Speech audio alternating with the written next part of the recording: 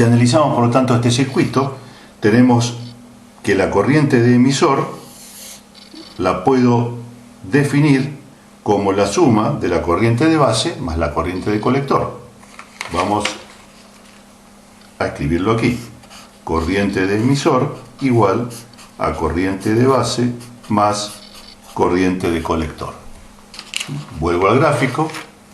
La corriente de emisor se divide en corriente de colector y en corriente de base. Sumando base más colector, tengo la corriente de emisor. También puedo, en función de lo que expliqué antes, decir que la corriente de emisor es casi igual a la corriente de colector. La diferencia es la corriente de base, pero ya dije que como esta zona es muy angosta, casi todos los electrones son atraídos por el positivo de la segunda batería y, por lo tanto, casi todos los electrones del emisor van a formar la corriente de colector y unos poquitos electrones se van por la base. Dicho de otra manera, la corriente de base es bastante pequeña. En muchos casos podemos decir que sería casi despreciable. Si recordamos que la potencia es el producto de la tensión por la corriente y la muy conocida ley de Ohm, tensión igual a corriente por resistencia, podemos escribir que la potencia es igual, reemplazando tensión aquí, a la corriente al cuadrado por la resistencia. Y analicemos esta fórmula de potencia en función de la polarización que le hemos dado a los dos diodos que forman este circuito. Diodo de entrada, NP, diodo de salida, PN. Diodo de entrada, NP, polarizado en directa, diodo de salida, PN, polarizado en inversa.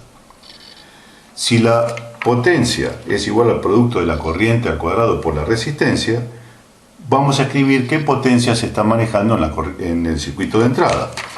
La potencia en el circuito de entrada, potencia IN, va a ser igual a la corriente de entrada, que vimos que es la corriente de emisor, por lo tanto corriente de emisor al cuadrado, por la resistencia de entrada. Vamos a poner Rin. ¿Qué ocurre en la salida? La potencia de salida va a ser igual a la corriente de salida. La corriente de salida es la corriente de colector al cuadrado, por la resistencia de salida, Rout. Dijimos que estas corrientes, emisor y colector, son casi iguales, dado que la corriente de base, que es lo que las diferencia, es extremadamente pequeña. Pero ¿qué ocurre con las resistencias? La resistencia de entrada es la resistencia de un circuito polarizado en directa.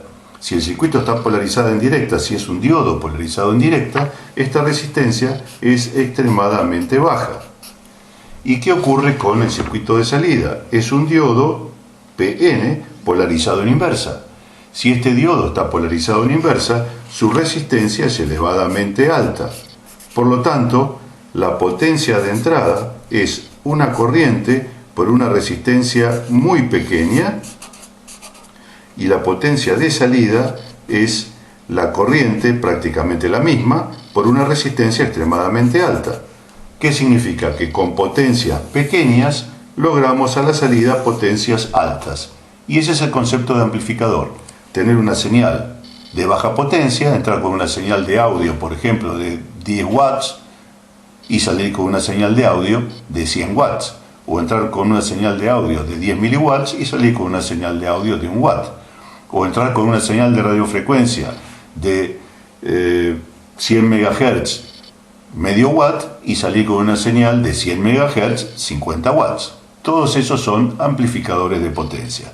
De esta manera vemos cómo un transistor, simplemente teniendo cuidado en cómo se polariza, circuito de entrada en directa, circuito de salida en inversa, tiene funciones de amplificador.